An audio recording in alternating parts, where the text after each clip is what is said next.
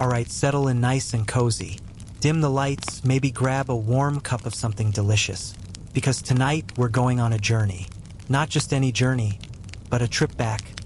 Way back. Like ancient Egypt, ancient back. We're talking pyramids, mummies, hieroglyphs, and enough gold to make a dragon blush. It's a place where the sun always seems to shine. The Nile River flows with life, and history is literally etched into every stone. Now, when you think of ancient Egypt, what comes to mind? Probably big, powerful pharaohs, right? Guys in those awesome striped headdresses, maybe with a cool falcon on top, leading armies, building massive temples, and generally just being the boss of everything. And for thousands of years, that was mostly true. Egypt was ruled by a long line of kings. But every now and then, history throws us a curveball.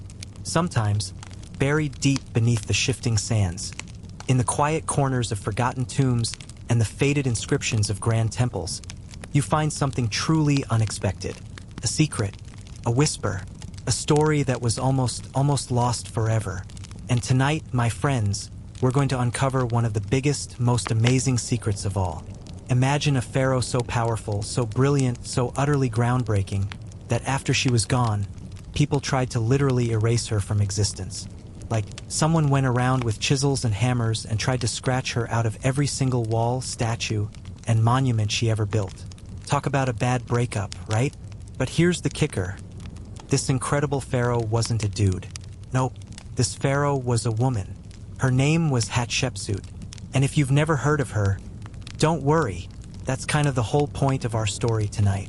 For centuries, she was largely forgotten, a ghost in the annals of history. But thanks to some super smart archaeologists who loved a good puzzle, her story is slowly but surely coming back into the light.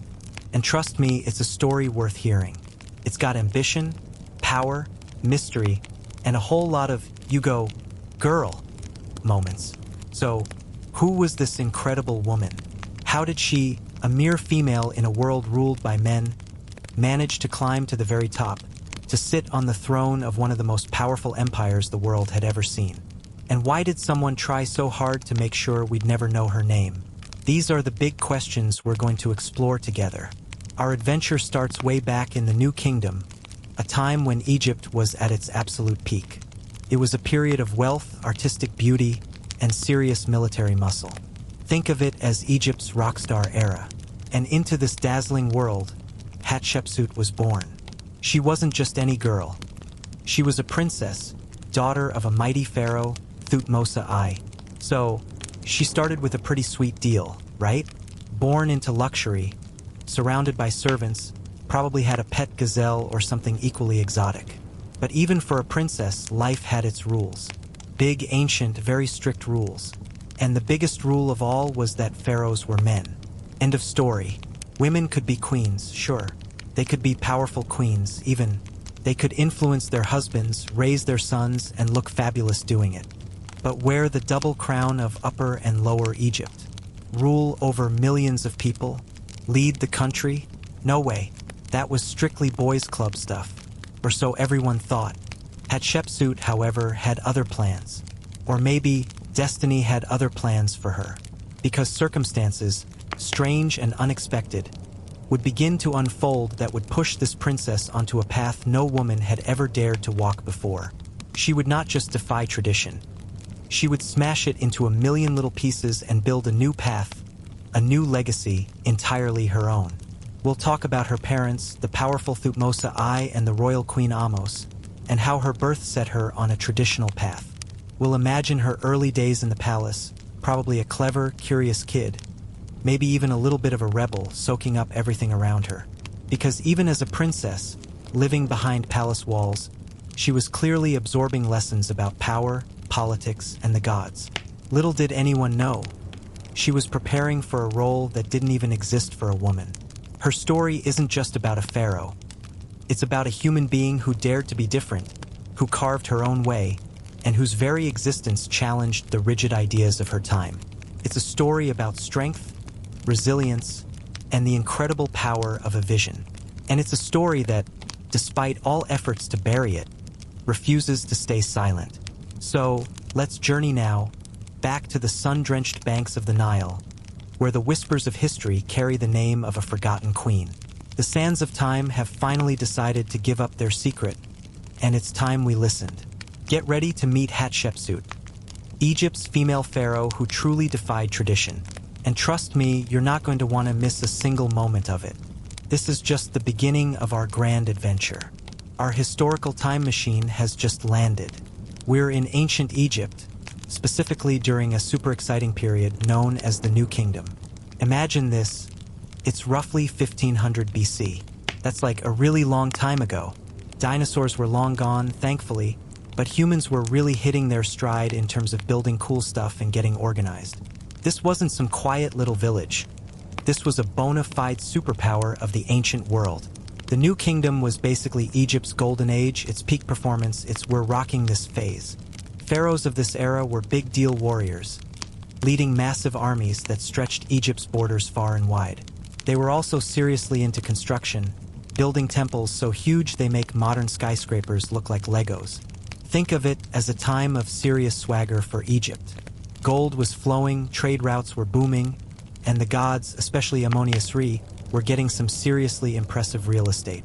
Into this vibrant, bustling, and very powerful world, our hero Hatshepsut made her grand entrance.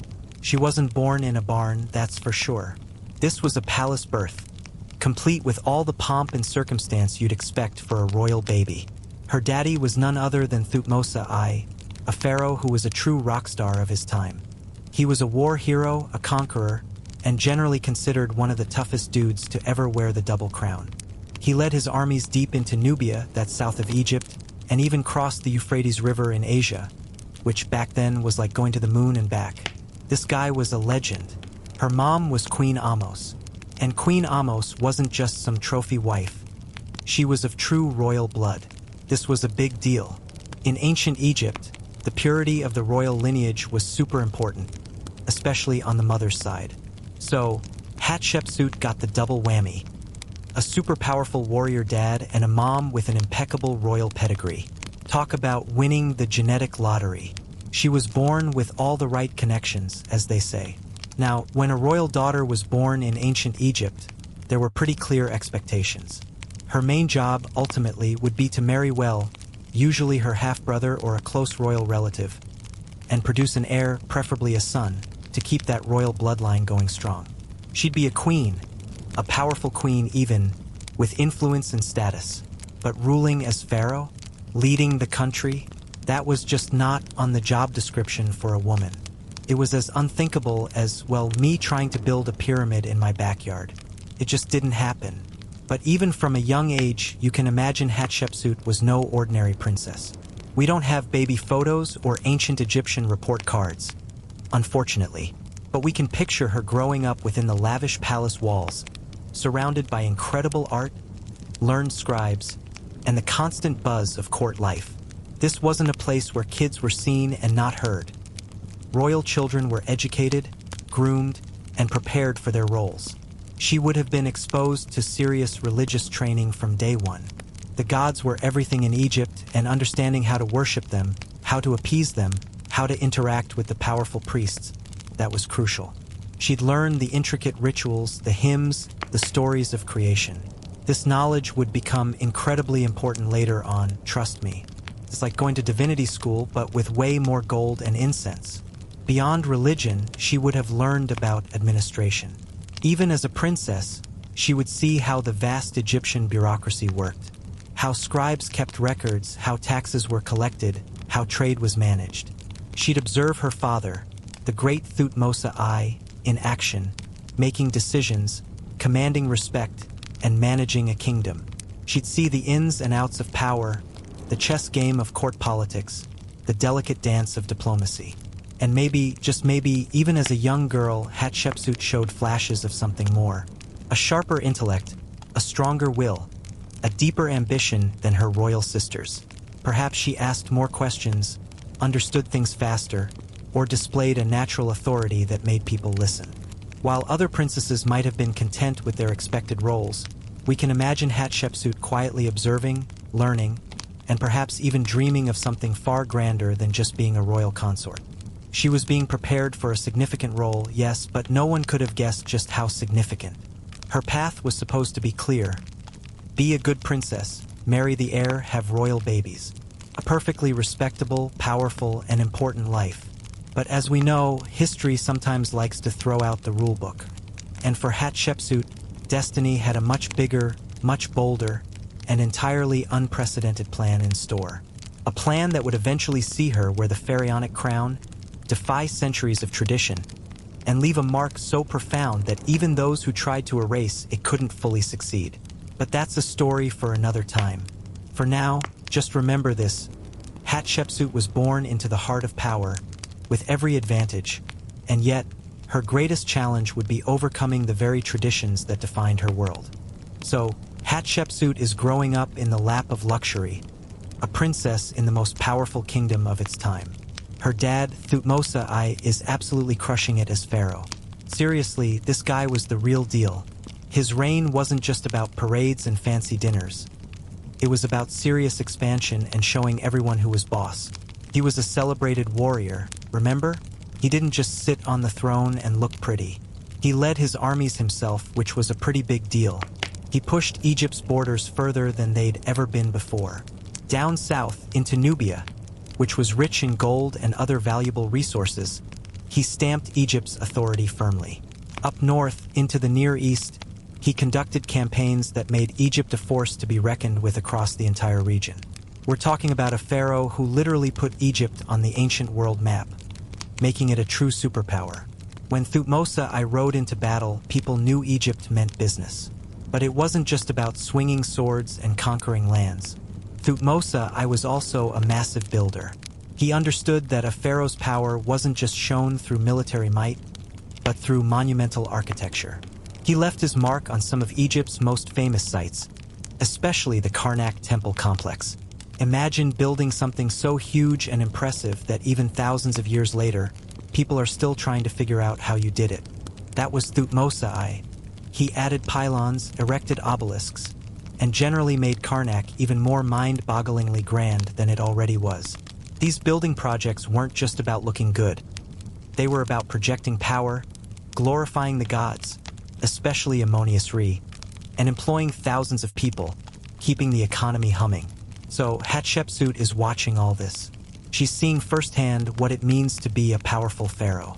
She's observing how her father commands respect, manages a vast empire, and leaves an indelible mark on the land. It's like having a superhero for a dad, and you're getting a front row seat to all the action. Now, despite all this success and glory, there was one big, nagging problem for Thutmose I, the whole male heir situation. See, in ancient Egypt, the succession usually went from father to son. It was all about keeping that royal bloodline going, ensuring stability, and avoiding any messy fights for the throne. Thutmose I had a few sons from different wives. Hatshepsut had full brothers, born to her royal mother, Queen Ahmose. And these sons, by all accounts, were the natural heirs. They were being groomed to take over, learning the ropes, preparing for their destiny as future pharaohs. But then tragedy struck. One by one, Hatshepsut's elder brothers died. We don't know why. Sickness? Accidents? The rigors of ancient life? The records are pretty silent on the details, which is frustrating for us history buffs. But whatever the reason, their untimely deaths left a massive hole in the line of succession. Imagine the stress, the worry in the palace. A pharaoh, powerful as he was, needs an heir to ensure a smooth transition of power. Without one, things could get very chaotic very quickly. It's like having a huge company with no one to take over after the CEO retires. This left Thutmose I with a bit of a dilemma. He did have another son, also named Thutmose, because why make it easy, right? But this son was born to a lesser wife, not the great royal wife, Queen Ahmose. This meant his claim to the throne wasn't as strong, as legitimate, as a son born to the queen. Legitimacy was everything in ancient Egypt. It was about divine right, pure blood, and the blessings of the gods. In the midst of this succession crisis, Hatshepsut's role, even as a daughter, started to become more prominent. She was the most senior royal female, with impeccable lineage from her mother. She wasn't just a princess anymore. She was the king's daughter and later, the god's wife of Ammonius. This was a super important religious title that gave her immense spiritual power and influence. It meant she was essentially the chief priestess of the most powerful god in Egypt, Ammonius Re. Her involvement in religious ceremonies would have been significant. She would lead rituals, make offerings, and interact closely with the powerful priesthood. This wasn't just for show. It gave her a public platform, cemented her connection to the divine, and allowed her to wield a subtle but real form of power. She was preparing for a significant, albeit traditional, role as a highly influential royal woman. She would be a queen, a regent perhaps, a spiritual leader. But as fate would have it, the traditional path she was on would soon take an extraordinary detour. The death of her brothers, the lack of a clear, legitimate male heir, and the sheer force of Hatshepsut's own personality and capabilities were all brewing a perfect storm. A storm that would eventually see a woman do the unthinkable and seize the ultimate power in Egypt. The stage was being set, not for a simple transfer of power, but for a revolution in how Egypt viewed its rulers. The unforeseen path for Hatshepsut was just beginning to reveal itself. So here's Hatshepsut, the smart, well-connected princess, watching her dad, Thutmose I, run the show. He's a legend, but he's got this nagging problem with a clear male heir. With her brothers gone, the pressure mounted. What happens when a pharaoh doesn't have a straightforward son to take over? Well, sometimes you make do with what you've got and you lean heavily on tradition. That tradition dictated that royal succession in Egypt often involved marrying within the family. It wasn't about romance, folks. It was about power, purity, and legitimacy. The idea was to keep the royal bloodline as pure as possible, ensuring that the next pharaoh had the strongest possible claim to the throne, ideally through both his father and his mother. It was like a very serious, very ancient game of musical chairs, but for crowns. So, who did Hatshepsut end up marrying? Her half-brother, Thutmose II. Yes, you heard that right. Half-brother. It sounds a bit strange to us today, but back then, it was fairly common practice in royal families across many cultures, especially in Egypt. It solidified the claim to the throne, blended the powerful bloodlines, and kept everything nice and tidy within the ruling dynasty. Thutmose II was the son of Thutmose I by a lesser wife, not Hatshepsut's royal mother, Queen Ahmose. So, while he was the only surviving son, his claim wasn't as utterly rock-solid as if his mom had been the great royal wife. Marrying Hatshepsut, who did have that pure royal lineage from her mother, helped shore up his legitimacy. It was a power move, pure and simple. Now, Thutmose II's reign is a bit of a historical mystery, largely overshadowed by his famous father and, of course, the woman he married. We don't have a ton of dramatic stories about him. He ruled for a relatively short period, maybe just 3 or 4 years. Some historians suggest he might have been a bit sickly or less robust than his warrior father. He conducted some minor military campaigns to put down rebellions, but nothing on the scale of Thutmose I's grand conquests. He did commission some building projects, as all good pharaohs did, but again, they weren't the colossal structures that would define later reigns. It seems he wasn't quite the dominant, larger-than-life figure that Thutmose I was. And this is where things get interesting for Hatshepsut. Even as queen, her intelligence and competence likely shone through. We can imagine her, behind the scenes, playing a far more active role than many queens before her. She was already the god's wife of Ammonius, a title that gave her immense religious authority and influence over the powerful priesthood. This wasn't just a ceremonial role. It was a real power base. She probably advised Thutmose II, perhaps even took on more administrative duties as his health or interest waned. Think of it this way. If Thutmose II was the CEO, Hatshepsut was probably the super efficient, super smart vice president who knew how everything really worked. She'd been watching her father for years, learning the ropes, understanding the intricacies of governance. She wasn't just a pretty face in a fancy crown. She was a sharp political mind, and people around the court would have noticed. But the most crucial development during their marriage was the birth of an heir. Not for Hatshepsut directly, though. Hatshepsut and Thutmose II had a daughter together, Neferur, who would become very important later on. But for the succession of the pharaonic throne, a son was needed. And Thutmose II did have a son. Another Thutmose, yes, they really loved that name, who we now know as Thutmose III. But, and this is another big but, Thutmose III's mother was a lesser wife, not Hatshepsut. This meant that while he was the royal son, his claim wasn't quite as ironclad as if Hatshepsut had been his mother. This created a truly complex and potentially explosive situation for the future. You had a young prince, Thutmose III, whose claim was a little shaky on the maternal side. And then you had Hatshepsut, the great royal wife with impeccable royal blood, immense religious authority, and clearly a sharp political mind. She was already a powerful force within the palace, perhaps even more so than her husband. The stage was being set for a drama of succession that ancient Egypt had never quite seen before. When Thutmose II eventually passed away, likely still quite young, the situation became even more precarious. A child was on the throne, the young Thutmose III, and a powerful, intelligent woman, Hatshepsut, was right there. This wasn't just a widow. This was a woman who had been at the heart of power, who knew how the kingdom ran, and who had a strong claim to legitimacy herself through her mother. The pieces were aligning, not for a quiet, traditional regency, but for something far more extraordinary. Hatshepsut was no longer just a princess, no longer just a queen. She was about to step into a role that would challenge every single tradition of ancient Egypt. The subtle influence she wielded as queen would soon blossom into outright rule, changing the course of history and establishing her as a pharaoh in her own right. But that's a story for our next cozy fireside chat.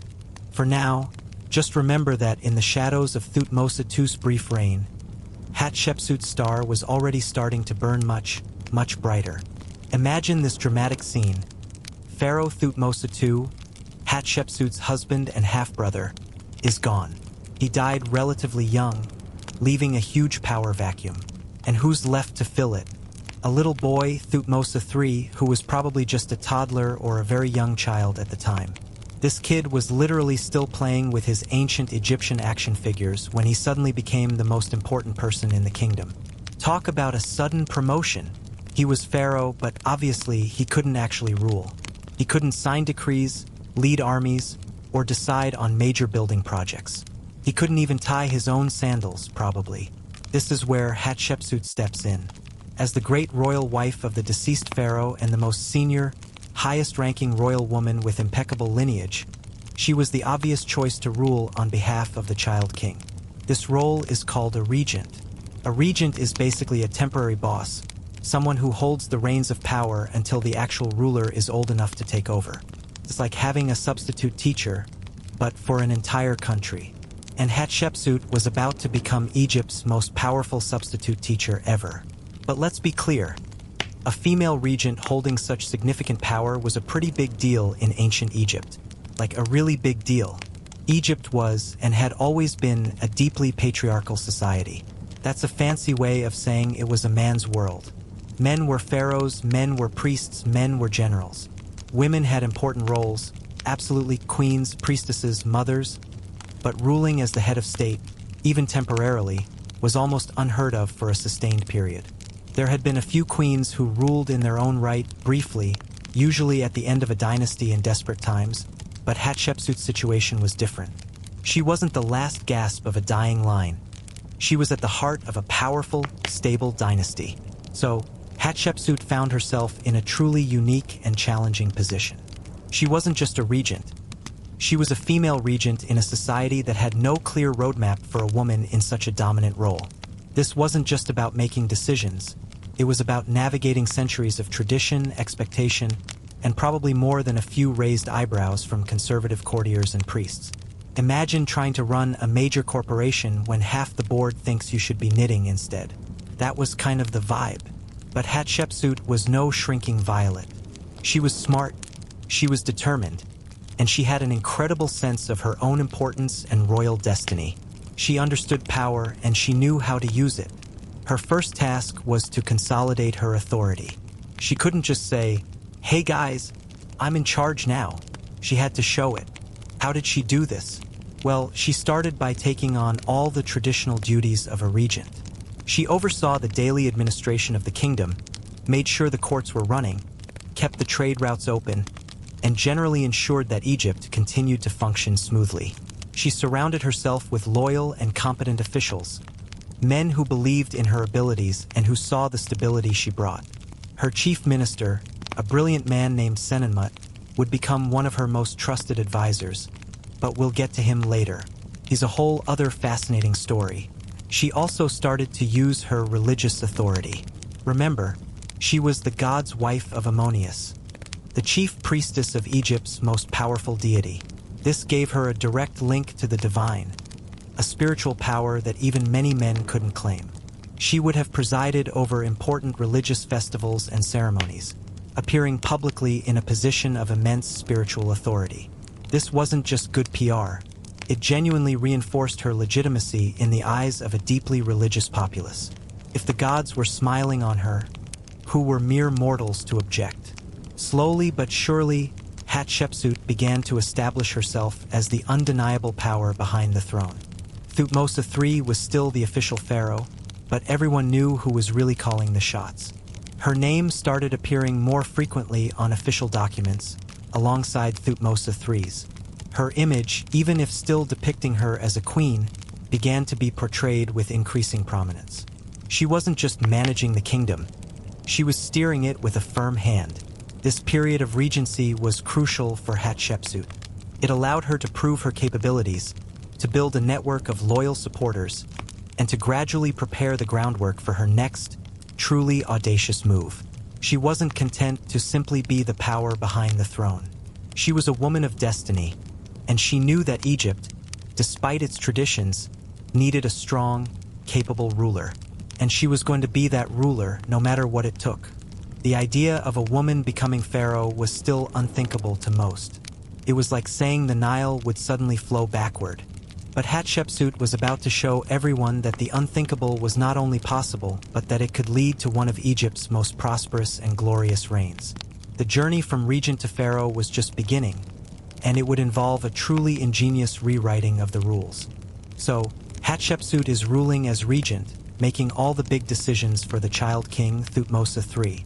She's competent, she's powerful, and she's got a solid grip on the day-to-day running of Egypt.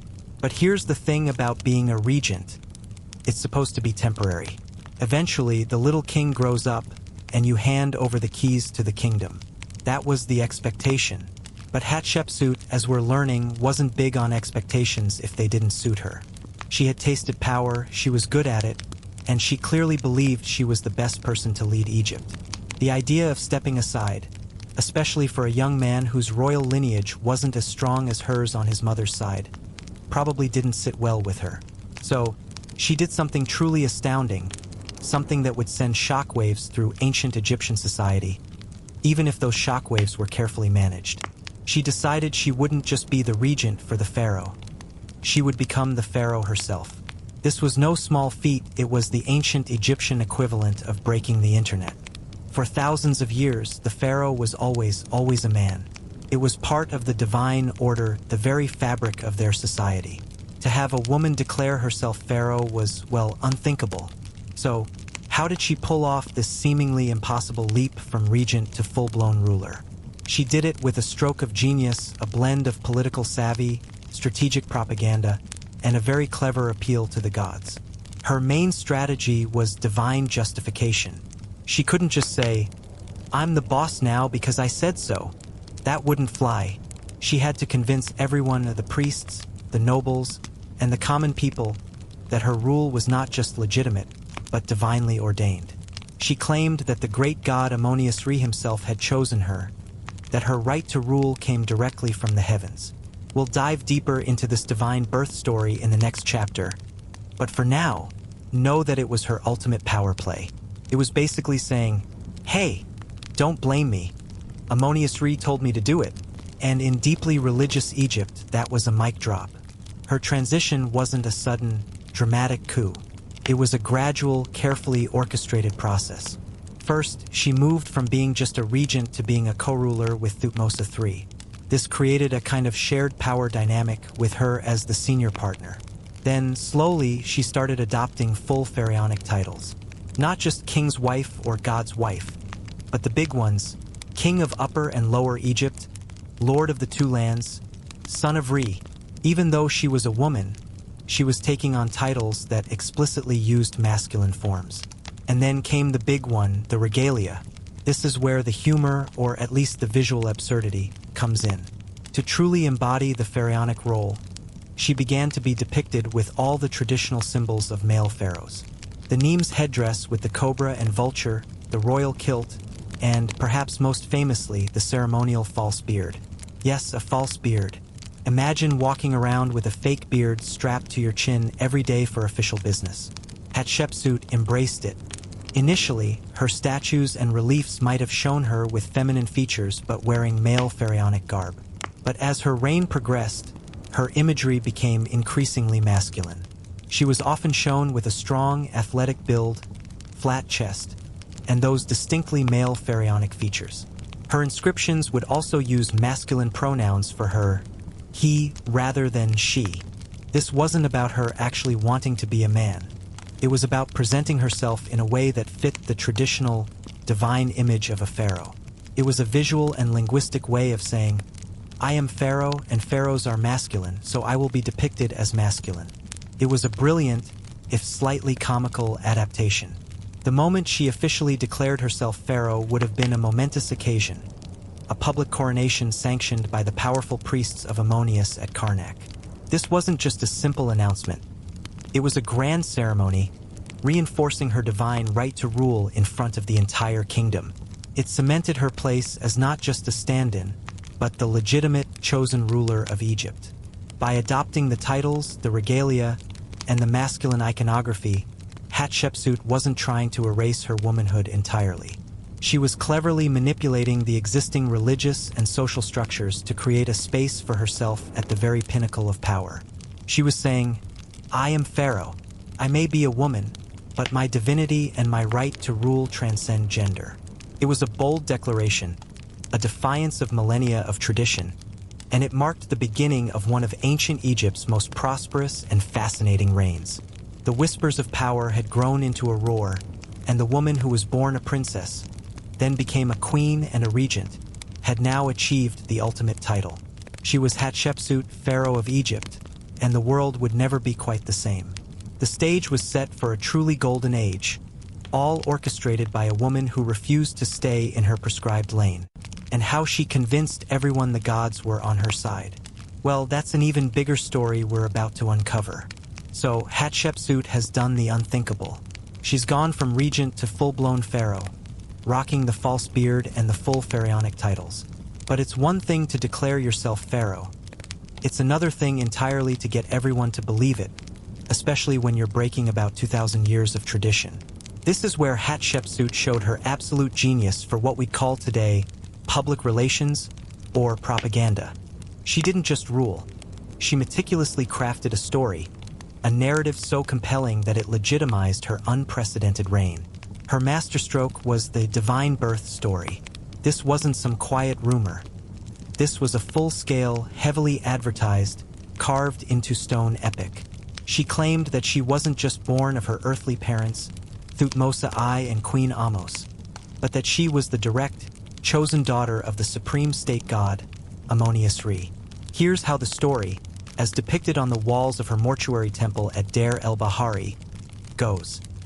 The great god Ammonius Re, king of the gods, decided he needed a perfect ruler for Egypt, so he disguised himself as Hatshepsut's father, Thutmose I, and visited her mother, Queen Ahmose. Now, this wasn't just a regular visit. The reliefs show Ammonius Re and Queen Ahmose being, let's just say, divinely intimate. A magical moment, aided by the goddess Khnum, who fashioned Hatshepsut's body and soul on her potter's wheel. So, essentially, Ammonius Re was her real daddy. Talk about a paternity test that would shake the heavens. When Hatshepsut was born, the gods gathered to bless her, declaring her the rightful heir to the throne. She was destined to rule from birth. This wasn't just a fairy tale. It was a deeply strategic political and religious statement. If the king of the gods himself chose her and participated in her conception, who could possibly argue with her right to rule? It made her not just a pharaoh, but a living goddess, divinely appointed to lead Egypt. It bypassed all those pesky gender rules because, well, when a god says you're the boss, you're the boss. This divine birth narrative was just one part of her strategy. Her actual coronation was also presented as a divine act. She didn't just get crowned. She claimed that Ammonius-Re publicly declared her pharaoh, handing her the reins of power directly. Imagine a grand ceremony at Karnak, the most sacred temple, with the high priests of Ammonius-Re proclaiming her divine mandate to the cheering crowds. It was a spectacle designed to leave no doubt in anyone's mind about her legitimacy. She wasn't an usurper. She was fulfilling a divine prophecy. To make sure this message got across, Hatshepsut used every available medium. And in ancient Egypt, the most powerful medium was stone. Her architects and scribes were constantly busy carving these stories into the walls of her temples, on massive obelisks, and into countless statues. These weren't just decorative art. They were billboards of power, giant comic books illustrating her divine right. At her magnificent mortuary temple at Deir el-Bahari, which is one of the most stunning ancient Egyptian structures ever built, the entire narrative of her divine birth and coronation is meticulously depicted in exquisite reliefs. You can literally read her story on the walls. It shows Ammonius-Re speaking to her mother, her birth, the gods blessing her, and her official coronation. It's a masterclass in visual storytelling and self-promotion. She also built massive obelisks, towering stone monuments at Karnak. On these obelisks, she inscribed texts that celebrated her reign and, crucially, reiterated her divine parentage and Ammonius' choosing of her. One inscription even quotes Ammonius saying, "Welcome my sweet daughter, my beloved, the king of Upper and Lower Egypt, Motker, Hatshepsut. Thou art the king, taking possession of the two lands." Now, that's a pretty strong endorsement. She literally put words in God's mouth, and everyone believed it. By crafting this elaborate divine narrative, Hatshepsut solved her biggest problem, her gender. She couldn't be a male pharaoh, but she could be a pharaoh chosen by the gods, a unique manifestation of divine will. This clever bit of political and religious maneuvering allowed her to transcend the traditional expectations for women and firmly establish her authority. It didn't just legitimize her rule, it made it sacred. So, while her male predecessors might have claimed divine favor, Hatshepsut claimed divine parentage. It was an ingenious, bold, and ultimately successful strategy that allowed her to govern a powerful empire for 2 decades, ushering in an era of peace and prosperity. She wasn't just building temples and leading expeditions. She was building an entire myth around herself, ensuring that her reign was seen not as an aberration, but as a divinely ordained golden age. And it worked like a charm, laying the foundation for all the incredible achievements that were to come. Hatshepsut has skillfully secured her place on the throne, not just by being tough, but by telling a really good story about being chosen by the gods. Now, with legitimacy firmly in her grasp, she didn't just kick back and relax. Oh no, Hatshepsut was a pharaoh who understood that true power wasn't just about winning battles. It was about building a lasting legacy. And boy, did she build. Unlike many of the pharaohs who came before and after her, Hatshepsut's reign wasn't primarily defined by warfare and conquest. Don't get me wrong, she maintained Egypt's borders and secured its interests, but her true passion seemed to be internal development. Her rule was largely a time of peace and incredible prosperity. Imagine a leader who focuses more on making the country better for its people than constantly fighting wars. That was Hatshepsut. She wanted to rebuild temples that had fallen into disrepair, launch ambitious trade expeditions, and generally just make Egypt shine. It was a golden age, and she decided it needed to be literally carved in stone. Her building projects were not just numerous, they were absolutely spectacular. She commissioned works across all of Egypt, but some places really got the Hatshepsut treatment. First up, the gigantic Karnak temple complex. This place was already ancient and sprawling, a true religious center of Egypt, dedicated mostly to Ammonius-Re, her divine father. Hatshepsut, being a devoted daughter of a god, no less, wanted to make her mark there. She added new chapels, expanded existing structures, and basically just made the whole place even more awe-inspiring. But her most famous contribution to Karnak was her pair of colossal obelisks. These weren't just big. They were ridiculously enormous, carved from single pieces of pink granite, weighing hundreds of tons each. Imagine trying to quarry, transport, and then stand up something that tall and heavy without modern machinery. It's mind-boggling. One of her obelisks still stands at Karnak today, reaching over 90 feet into the sky, a silent testament to her ambition and engineering prowess. The other one, unfortunately, is broken, but its base is still there. These weren't just pretty decorations. They were giant stone prayers to Ammonius Re, linking her reign directly to the divine. But if Karnak was where she spoke to the gods, her mortuary temple at Deir el-Bahari was where she told her story to the world. And oh, what a story it was. This isn't just a temple. It's a masterpiece. Nestled against the dramatic cliffs of the Valley of the Kings, this temple looks utterly unique compared to other Egyptian structures. It's not a pointy pyramid or a blocky temple. It's a series of 3 ascending terraces, connected by ramps, with beautiful colonnades. That's fancy talk for rows of columns and stunning reliefs. Imagine walking up those ramps, seeing the beautiful gardens and trees. Yes, she planted real trees there, including frankincense trees brought from afar, and then entering these grand halls. The temple was designed to blend seamlessly with the natural landscape, almost emerging from the cliffs themselves.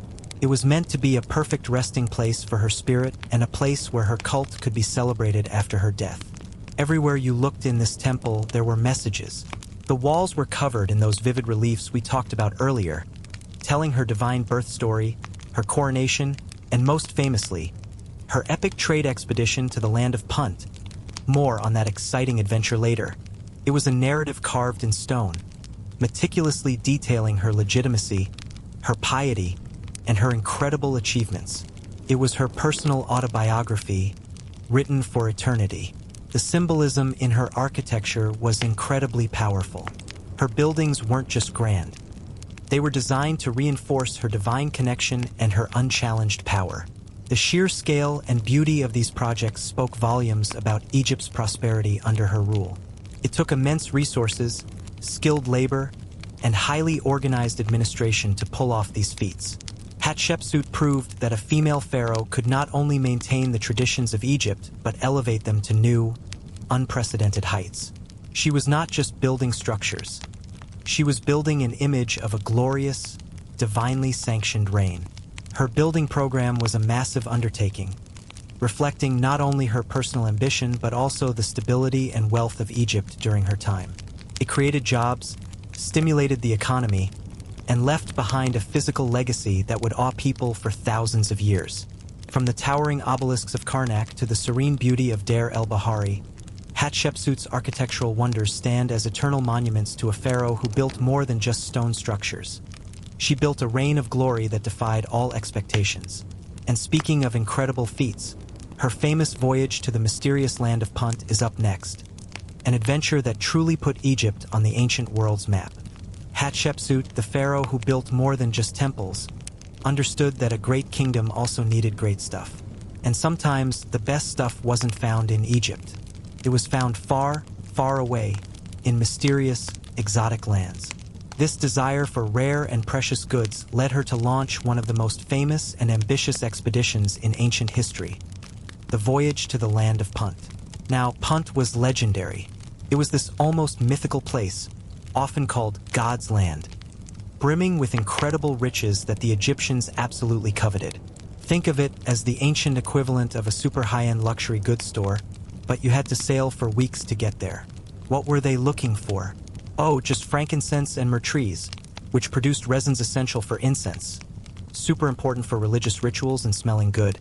Precious woods like ebony, gold, ivory, exotic animals like baboons and giraffes, animal hides, and even strange, never-before-seen plants. These weren't just luxuries.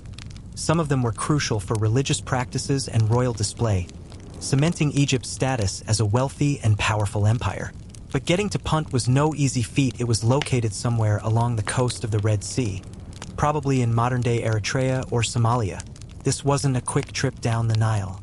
This required a huge, organized expedition. Imagine the sheer logistics. Building or outfitting a fleet of large sailing ships, stocking them with enough food and water for a long journey, gathering a massive crew, and carrying tons of Egyptian trade goods to offer in exchange. This wasn't a bunch of guys in a rowboat. This was a national undertaking, a massive investment of resources and manpower. Hatshepsut's expedition, launched around the 9th year of her reign, was an absolute marvel of ancient logistics. The ships would have been built or assembled somewhere along the Nile, then transported overland or navigated through canals to the Red Sea. Then it was open water. Imagine the sight. A fleet of 5 large ships, sails unfurled, heading south into uncharted waters. The crews would have faced the unpredictable Red Sea, with its currents and winds, for weeks on end. It was a journey into the unknown, a true test of Egyptian seafaring prowess. And guess what? It was a massive success. The expedition reached Punt, where they were greeted by the local chief, Pharaoh, and his rather uniquely proportioned wife, Adi, whose depiction on the temple walls is quite memorable and a little humorous to modern eyes. The Egyptians traded their goods, probably jewelry, weapons, tools, and fine linens, for the treasures of Punt. But they didn't just trade. They did something even more extraordinary. They brought back living frankincense trees. This was huge. The idea was to plant them in Egypt, allowing the Egyptians to cultivate their own source of this precious resin. The triumphant return of the expedition would have been a grand celebration. Imagine the ships sailing back, laden with their precious cargo. Trees carefully transplanted into baskets, shimmering gold, gleaming ivory, exotic animals that had never been seen in Egypt before.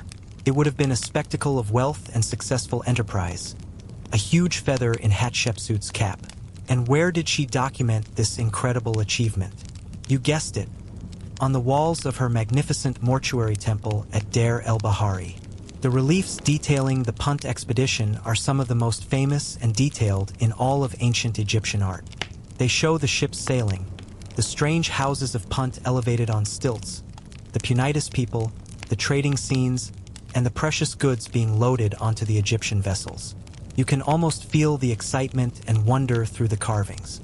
These weren't just pictures. They were a declaration of Hatshepsut's power, her reach, and her ability to bring prosperity to Egypt. The economic impact of the Punt expedition was huge. It brought vast wealth and resources into Egypt, enriching the treasury and providing materials for her grand building projects and religious rituals. It also boosted Egypt's prestige on the international stage. It showed that Egypt, under Hatshepsut, was not just a military power, but a trading powerhouse capable of undertaking such monumental journeys. It solidified her image as a pharaoh who brought prosperity and glory through peaceful enterprise, rather than just constant warfare.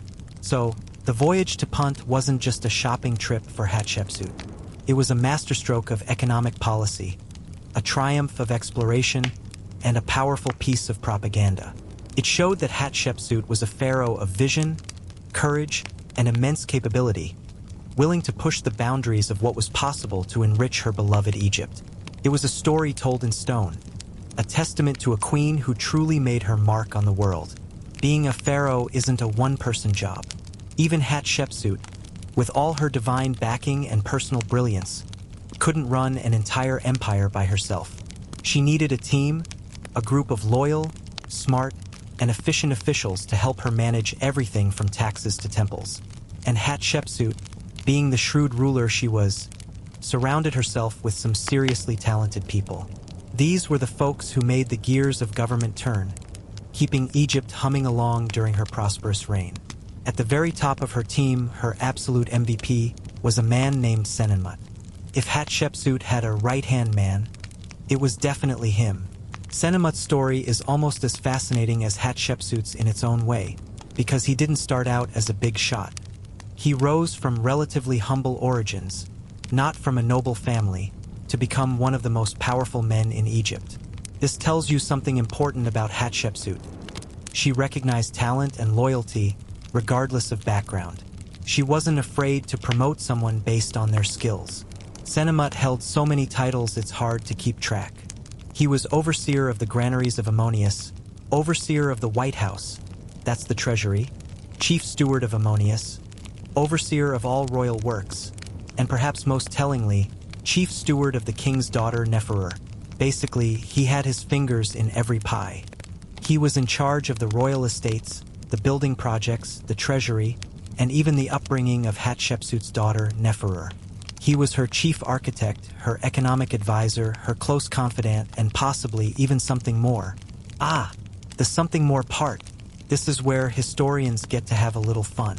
Because of Senenmut's extraordinary rise, his incredible access to Hatshepsut, and the sheer number of statues and depictions of him, often in very close proximity to the pharaoh or her daughter, there's been a lot of speculation about their relationship. Was it just a professional partnership? Or was it a romantic one? Some carvings even show him tucked away behind doors in Hatshepsut's mortuary temple, suggesting a level of intimacy and privilege that was highly unusual. We don't have any definitive proof, of course. Ancient Egyptian tabloids sadly didn't exist, but the close bond between them is undeniable. Whatever the nature of their relationship, it was one of deep trust and mutual respect, a testament to Hatshepsut's ability to inspire devotion. Beyond Senenmut, Hatshepsut had a well-oiled machine of other key officials. There was the vizier, the highest official in Egypt, basically the prime minister. During much of her reign, this powerful role was held by Hatshepsut, who was also the high priest of Ammonius. Talk about having a lot of power. This was another strategic move by Hatshepsut, placing a loyal supporter, who was also the head of the most influential religious institution, right at the heart of her administration. It further cemented her ties to Ammonius Re and ensured the priesthood was on her side. Then there were the treasurers, who managed Egypt's vast wealth, collected taxes, and oversaw the flow of gold, silver, and goods. The general of the army ensured the borders were protected and any rebellious elements were swiftly dealt with, even if Hatshepsut preferred peace to war. There were overseers for every aspect of royal life, from the royal household to the artisans who created her magnificent monuments. What this shows is Hatshepsut's incredible skill at efficient governance. She didn't just inherit an administration. She shaped it, refining it and filling it with capable people who were loyal to her vision. Under her leadership, Egypt ran like a well-oiled machine. This efficient management contributed directly to the peace and prosperity of her reign. The granaries were full, trade routes were secure, justice was administered, and monumental building projects were completed on schedule, which, for ancient Egypt, was a miracle in itself. She had to be a shrewd judge of character, knowing who to trust and how to delegate responsibility. Her ability to inspire devotion and competence in her officials was key to her success. She built a team that believed in her, that executed her plans, and that allowed her to project her authority across the entire empire. These loyal men helped solidify her unconventional rule, proving that a female pharaoh could lead with as much, if not more, effectiveness than any man before her. So, while Hatshepsut might have worn the false beard, it was the collective brainpower and unwavering loyalty of her inner circle, especially a man like Senenmut, that truly underpinned her glorious reign. They were the unsung heroes who helped her manage a complex empire and left a lasting mark on history, even if their pharaoh's name was almost forgotten. Hatshepsut's reign wasn't just about her amazing rise to power or her incredible building projects. It was a genuine golden age for Egypt. Imagine a time when the arts flourished, trade routes buzzed with activity, and the entire culture seemed to sparkle with renewed energy. That was Egypt under Hatshepsut. It was a period of sustained peace, meaning less money spent on wars and more money available for, well, everything else that makes a civilization great. One of the most remarkable things about her reign was the flourishing of the arts. Egyptian art and architecture had always been impressive, but Hatshepsut's era introduced a distinct style. Think of it as a blend of traditional power and a new kind of elegance and refinement. Sculptures from her time often have a softer, more graceful quality, even while depicting the pharaoh with traditional masculine strength. The reliefs in her temples are incredibly detailed, lively, and expressive, telling stories with a captivating flair. The colors used in paintings were vibrant, and the craftsmanship was simply top-notch. The artisans and craftsmen of Egypt were clearly in high demand and well supported during her rule. They carved colossal statues, painted intricate tomb scenes, fashioned exquisite jewelry, and created stunning furniture for the royal palaces and temples. This burst of artistic creativity wasn't just about aesthetics. It was a reflection of the national mood. When a country is peaceful and prosperous, its people have the time and resources to create beautiful things, and Hatshepsut made sure they had plenty of opportunities. Beyond the arts, Hatshepsut was a champion of international trade. We already talked about her epic voyage to Punt, which brought back a bounty of exotic goods and frankincense trees. But that wasn't the only trade route humming with activity. Egypt, under her steady hand, maintained and expanded its commercial ties with its neighbors in the Near East, the Aegean, and further south into Nubia. Imagine the bustling harbors along the Nile and the Red Sea, filled with ships unloading timber from Lebanon, copper from Sinai, lapis lazuli from Afghanistan, yes, that far, and gold from Nubia. These goods weren't just for the royal family. They enriched the entire economy. Trade meant wealth, and wealth meant stability, a stronger treasury, and more resources for building projects and supporting the arts. It also meant a greater cultural exchange, bringing new ideas and influences into Egypt. Hatshepsut understood that a strong economy was the backbone of a strong empire, and she excelled at fostering it.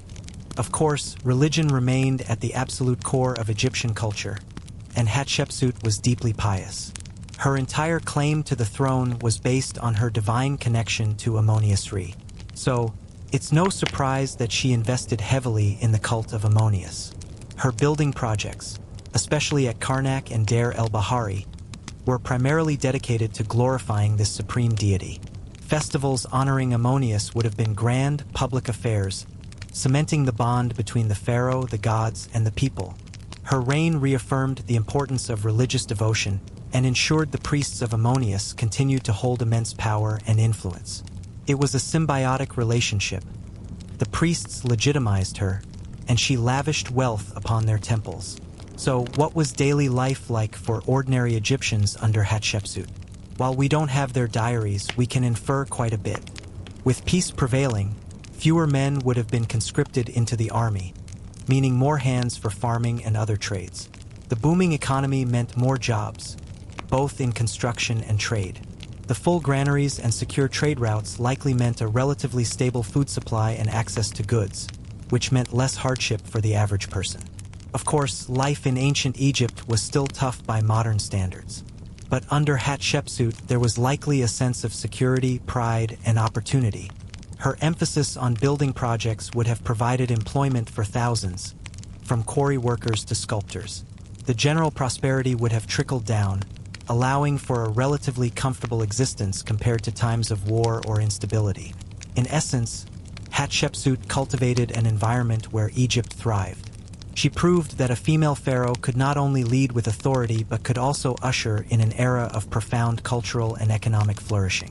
Her reign was marked by magnificent artistry, robust trade, deep religious devotion, and a general sense of well-being. It was a truly golden age, reflecting the intelligence, ambition, and vision of a ruler who truly left an extraordinary mark on her country. So, Hatshepsut is ruling as pharaoh, enjoying her golden age of building and trade. But let's not forget the little guy in the room, or rather, the young man who was growing up in the palace, Thutmose III. He was the child king for whom Hatshepsut initially became regent. He was still technically the pharaoh, even though Hatshepsut was the one wearing the false beard and making all the big decisions.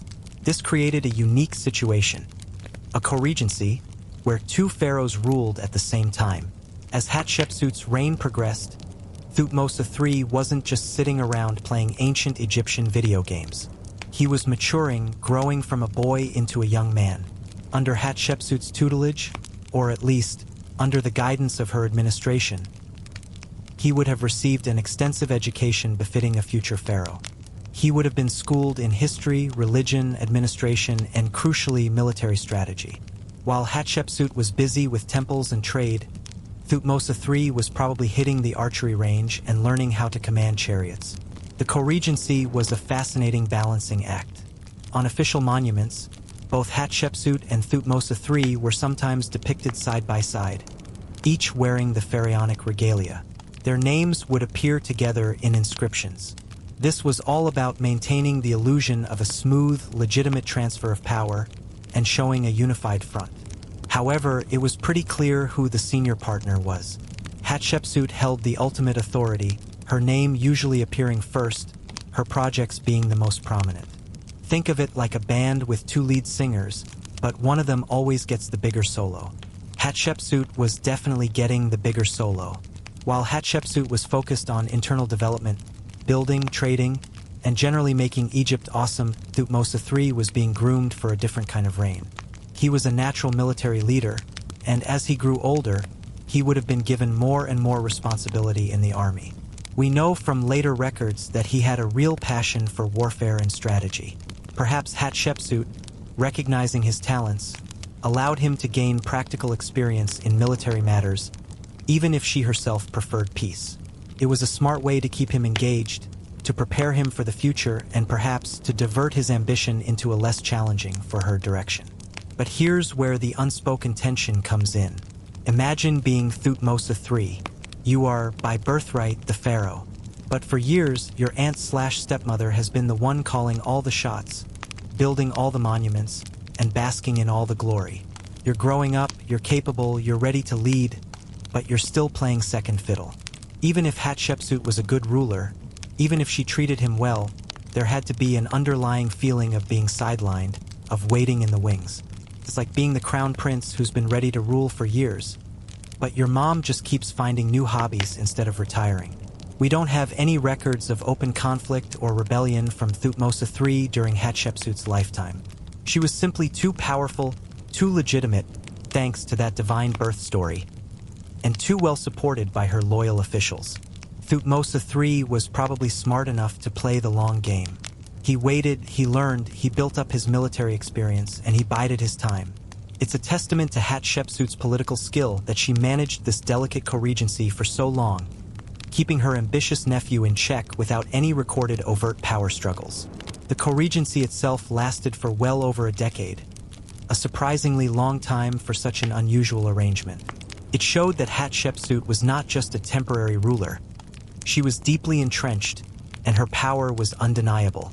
Thutmose III learned from her, undoubtedly, observing her administrative brilliance, her use of propaganda, and her ability to command loyalty. These lessons, however, would later be used in ways Hatshepsut could never have foreseen. So, as Hatshepsut continued her glorious reign, building temples and sending ships to Punt, the young pharaoh, Thutmose III, was maturing in her shadow. He was learning, watching, and perhaps quietly planning his own future. Their relationship was one of complex power dynamics, where outward cooperation masked an underlying tension, a silent countdown until the time when the student would inevitably step out from the master's shadow. And what happened when that time finally came?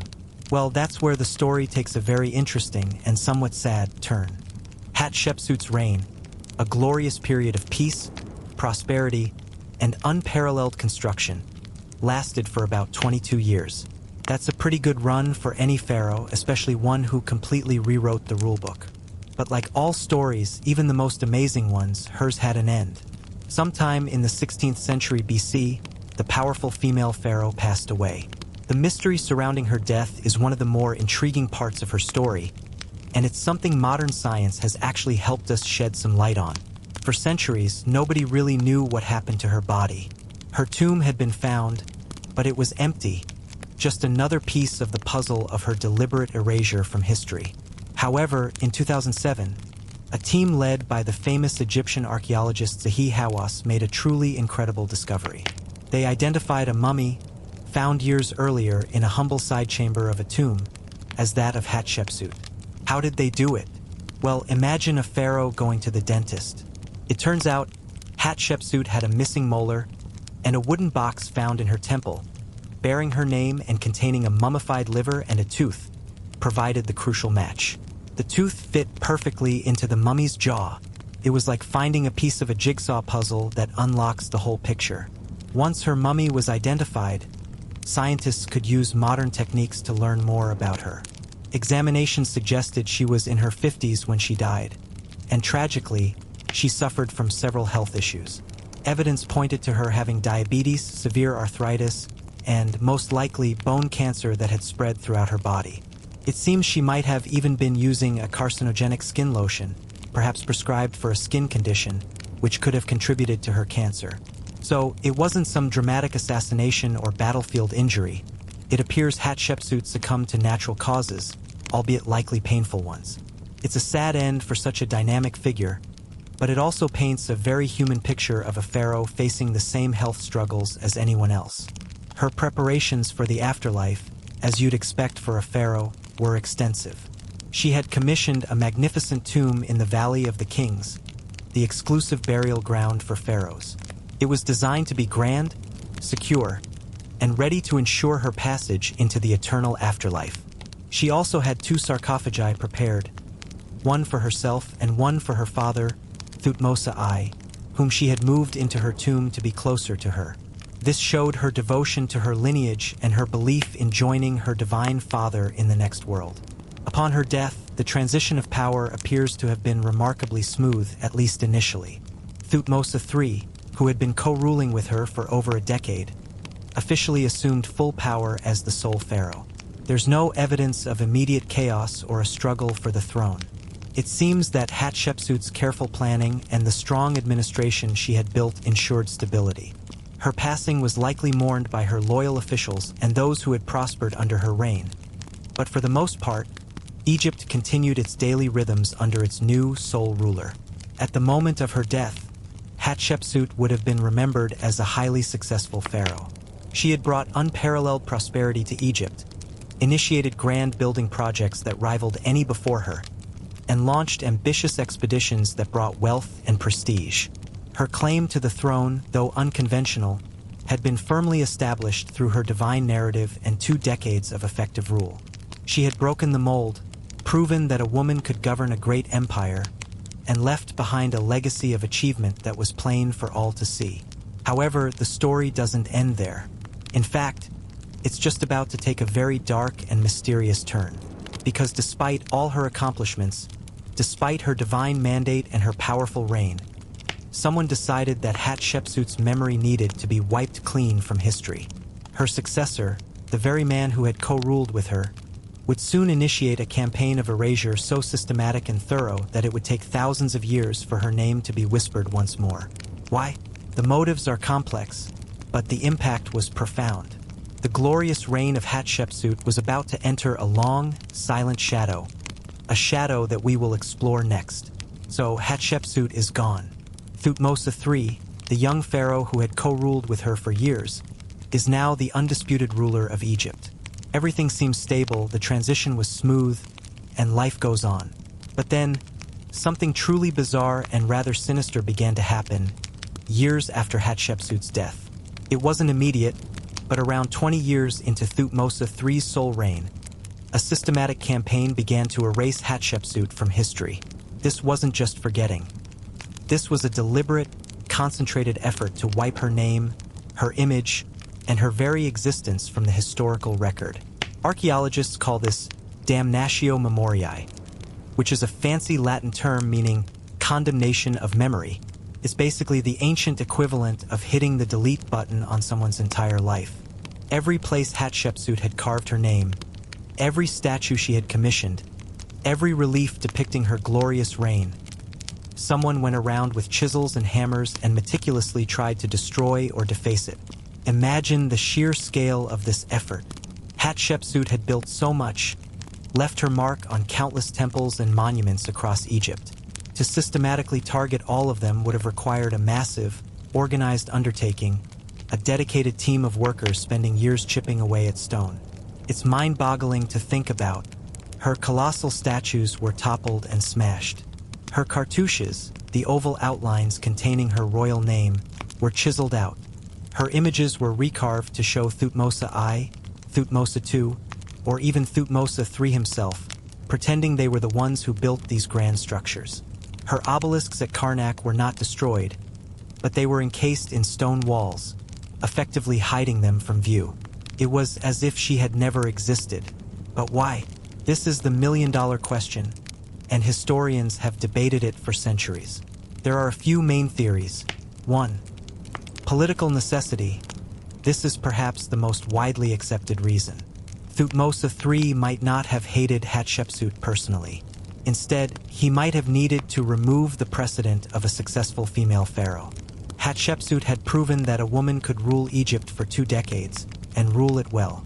This was a dangerous idea for a deeply patriarchal society that relied on a male-dominated succession.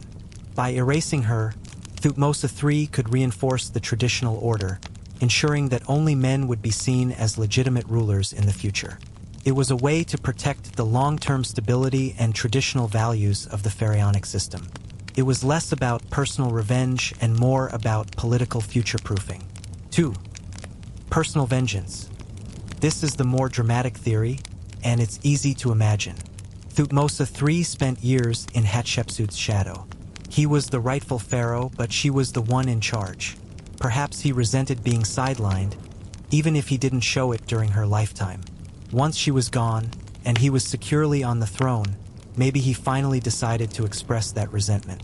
It's the classic tale of the long-suffering heir finally getting his revenge. He rebuilt his own reputation as a military hero, and perhaps erasing Hatshepsut helped him claim credit for some of her achievements or simply remove the memory of a woman who had eclipsed him for so long. 3. Religious/traditional. Some argue it was about restoring the traditional male pharaonic image. Hatshepsut had to adopt masculine iconography to rule, which, while effective, might have been seen as a disruption to the cosmic order Ma'at in the long run. Erasing her would bring everything back into line with the traditional, male-centric view of kingship, pleasing the gods and ensuring the stability of Egypt's religious foundations. Regardless of the exact motive, or perhaps a combination of all of them, the efforts to erase Hatshepsut were incredibly comprehensive. It wasn't a spontaneous act of vandalism. It was a deliberate state-sponsored policy. Her name disappeared from king lists, her images were obliterated, and her monuments were claimed by others. For generations, ancient Egyptians simply wouldn't have known that a female pharaoh named Hatshepsut ever existed. The memory of one of Egypt's most powerful and successful rulers was systematically silenced, plunged into centuries of darkness. It's a chilling reminder of how easily history can be manipulated, how easily powerful figures can be removed from our collective memory. The Great Erasure was almost successful, consigning Hatshepsut to oblivion for millennia. But as we'll see, stone has a way of remembering, and secrets, no matter how deeply buried, often find a way to resurface. The vanished pharaoh was gone, but not forever. So the campaign of erasure was in full swing. Chisel by chisel, hammer by hammer, Hatshepsut's name and image were systematically removed from her monuments. It was an astonishingly thorough job. Imagine trying to erase a powerful leader from every single public record, every statue, every official building across an entire country. It's a massive undertaking, and for centuries it largely worked. For roughly 3,000 years, Hatshepsut effectively vanished from history. Think about that for a second. 3 millennia. Generations upon generations of Egyptians lived and died without knowing that one of their most successful pharaohs had been a woman. Her name didn't appear on king lists compiled by later pharaohs or ancient historians. She was simply gone. Her magnificent mortuary temple at Deir el-Bahari, once a vibrant hub of religious activity and a showcase of her reign, slowly fell into disuse and disrepair.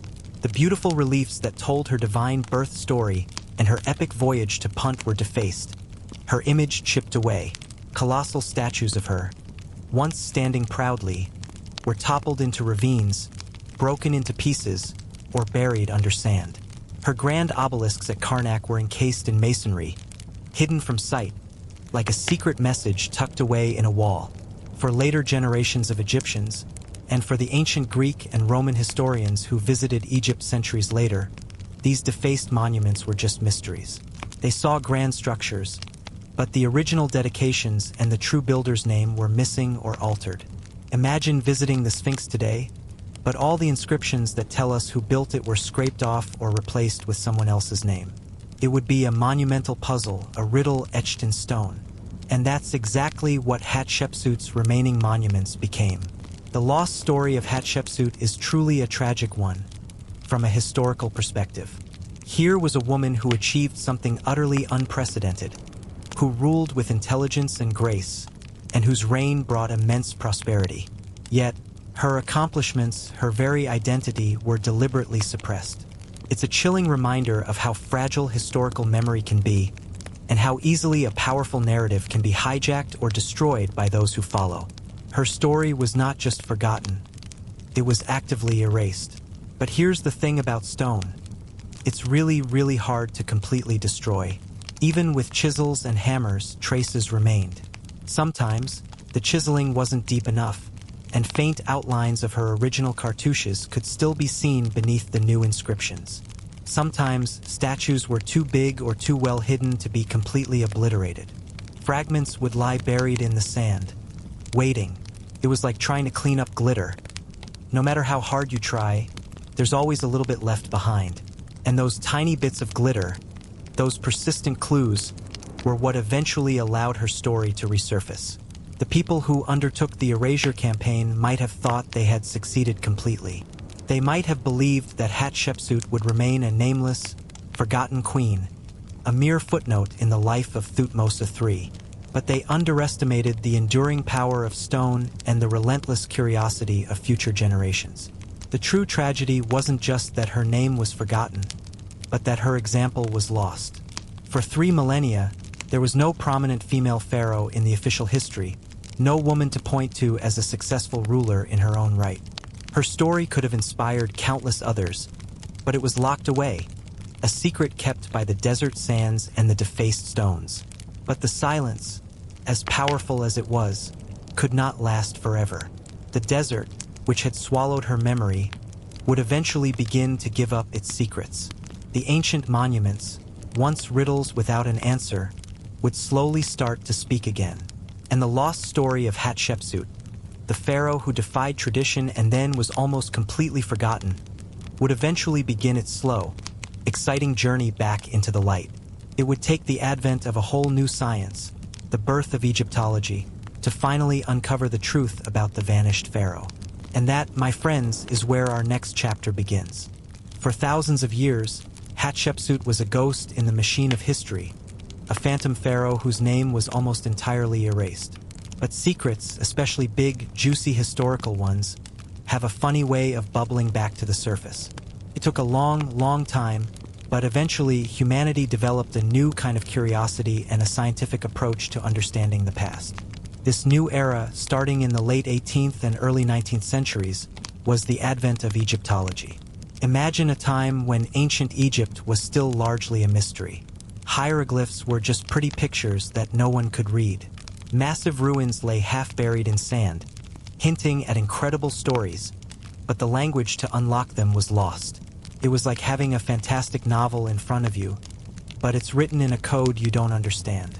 The key to unlocking that code, and thus unlocking so much of ancient Egyptian history, came with the discovery of the Rosetta Stone in 1799.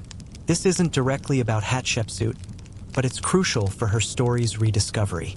The Rosetta Stone was a big slab of rock with the same text carved in 3 different scripts: Ancient Greek, which scholars could read, Demotic, a later Egyptian script, and hieroglyphs. It was like finding a secret decoder ring.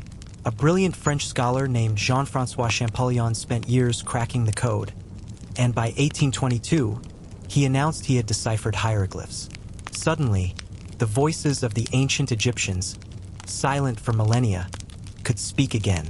This was a game changer for understanding everyone in ancient Egypt, including Hatshepsut. With hieroglyphs deciphered, archaeologists could finally start to read the inscriptions on temples and tombs. And as they did, they started noticing some really strange things. They'd find a monument that clearly had an inscription for one pharaoh, say Thutmose III, but then underneath, faint traces of another, earlier name would peek through. Or they'd find a statue with a man's body but hints of feminine features beneath the chisel marks. It was like someone had tried to paint over a portrait, but the original image was stubbornly showing through. These were the first tantalizing clues of Hatshepsut.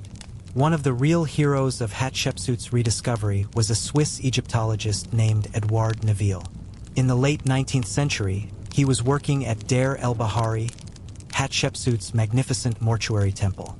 This place was a treasure trove, even though it had been thoroughly vandalized in antiquity. As Naville and his team painstakingly cleared debris and examined the damaged walls, they started piecing together the narrative of the divine birth and the Punt expedition.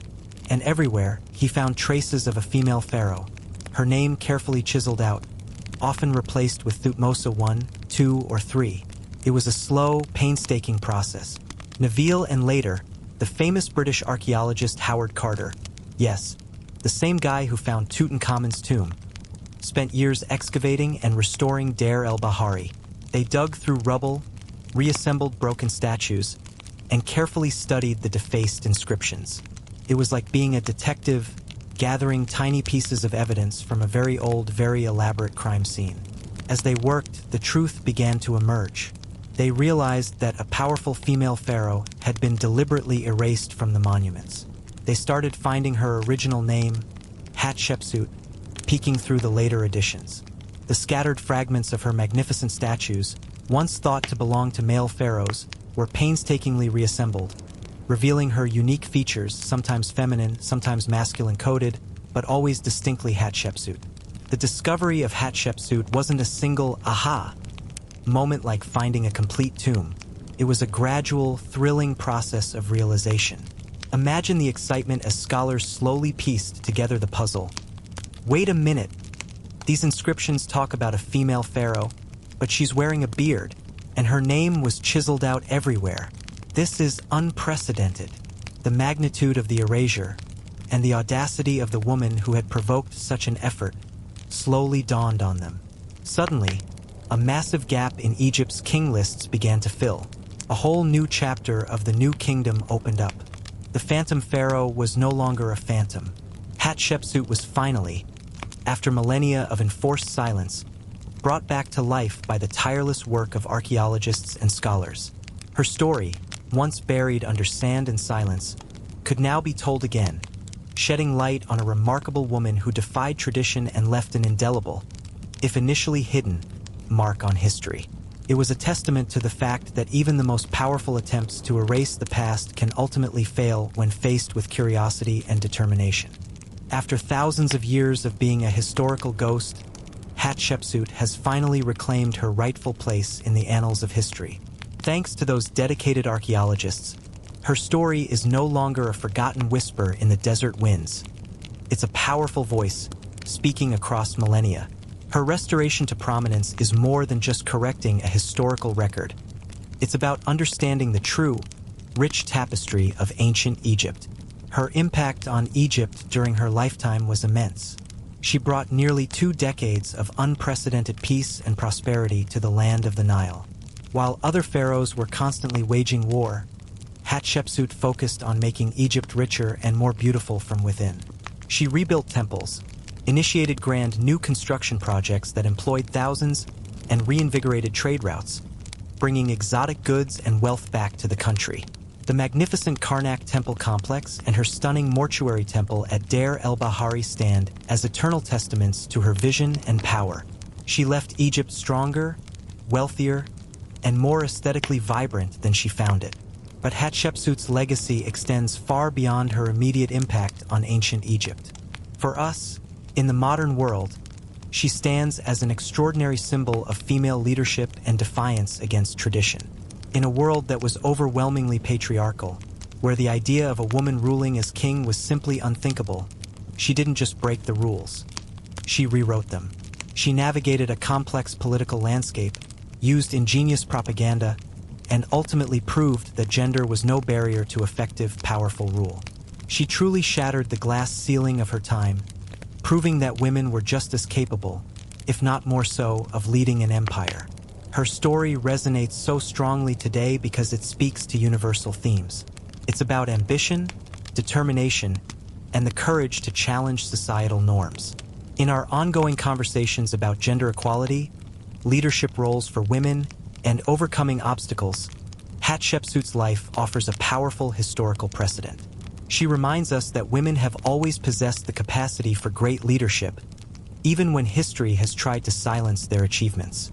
She's a fantastic role model for anyone who's ever been told they can't do something because of who they are. Her story also prompts us to think critically about historical memory itself. The deliberate attempts to erase her remind us that history isn't just a collection of facts. It's often a narrative shaped by those in power. Hatshepsut's rediscovery highlights the importance of questioning accepted narratives, digging deeper, and ensuring that all voices, even those long silenced, get a chance to be heard. It's a powerful lesson about the biases that can creep into historical records and the vital work of archaeologists and historians to uncover the full truth. So, Hatshepsut is more than just an ancient pharaoh. She's a pioneer, a trailblazer, and an inspiration. She's a testament to the power of individual will against overwhelming odds. Her story inspires conversations not just about ancient Egypt, but about what it means to lead, to innovate, and to overcome prejudice. She represents the triumph of truth over deliberate oblivion, and the enduring strength of a woman who refused to be confined by the expectations of her time. Her incredible life and reign continue to captivate scholars and enthusiasts alike. Every new discovery, every deeper analysis of her monuments, adds another layer to our understanding of this magnificent ruler. She's a constant reminder that history is full of unexpected heroes, and that sometimes the most profound changes come from those who dare to step outside the lines. And as we move towards our conclusion, we'll reflect on how this pharaoh, who once vanished, now stands as a timeless beacon, a symbol for the ages. We've journeyed through the sands of time, from the bustling new kingdom to the quiet halls of her rediscovered temples. We've explored the incredible life of Hatshepsut, a woman who started as a princess, became a powerful queen, then a strategic regent, and finally, defied every single tradition to rule as the magnificent pharaoh of Egypt. It's been quite an epic bedtime story, hasn't it? Let's take a moment to look back at her extraordinary path. She was born into a world that strictly dictated a woman's place, especially in leadership. But fate and her own undeniable ambition had other plans. She navigated the complex politics of succession, cleverly using her royal lineage and religious authority to first become regent for a child king, Thutmose III. Then, with a stroke of genius, she declared herself pharaoh, justifying her unprecedented rule through a captivating story of divine birth and the direct blessing of Ammonius Re. She even rocked a fake beard to visually cement her role. Her reign was a true golden age for Egypt. Instead of constant warfare, she focused on peace, prosperity, and monumental achievements. She launched the legendary expedition to the land of Punt, bringing back exotic treasures and frankincense trees. She initiated a building program so vast and magnificent that her structures, like the awe-inspiring Deir el-Bahari, still mesmerize us today. She surrounded herself with loyal and brilliant officials, like the enigmatic Senenmut, proving that effective governance transcends gender. She was a strategic leader, an economic powerhouse, and a cultural patron, leaving Egypt stronger and more beautiful than she found it. Yet, despite all this glory, her story took a dark turn. After her death, her successor, Thutmose III, initiated a deliberate and systematic campaign to erase her from history. Her name was chiseled out, her images defaced, her statues toppled. For 3 long millennia, Hatshepsut vanished, a pharaoh almost forgotten, a testament to how easily history can be manipulated and silenced. But thankfully, stone remembers, and eventually, the relentless curiosity of archaeologists, armed with deciphered hieroglyphs, began to uncover the truth. Bit by bit, clue by clue, they pieced together her remarkable story, dusting off the layers of oblivion and bringing Hatshepsut back into the light. Her rediscovery was a triumph for history, a revelation that corrected a millennia-long injustice. The power of her story, even today, is immense. It's a reminder that courage comes in many forms, and that challenging the status quo can lead to greatness. Hatshepsut wasn't just a pharaoh. She was a pioneer, a symbol for anyone who dares to dream beyond what society expects of them. She teaches us that a legacy, truly built on vision and competence, can defy even the most concerted efforts to erase it. Her monuments still stand, majestic and enduring, whispering her name to those who take the time to listen. And her story, once silenced, now echoes through time, a powerful testament to a woman who refused to be forgotten. So, as our journey through Hatshepsut's extraordinary life comes to a close, let her story settle in your mind. Imagine the whispers of the ancient Nile, the grandeur of her temples, the determination in her eyes behind that ceremonial beard. Let the echoes of her triumphant reign guide you to a peaceful place. The world of Hatshepsut, a world of ancient mysteries and boundless ambition, now fades gently into the quiet of the night. Close your eyes, let your thoughts drift, and fall into a deep, restful sleep, perhaps to dream of pharaohs, pyramids, and the timeless magic of ancient Egypt.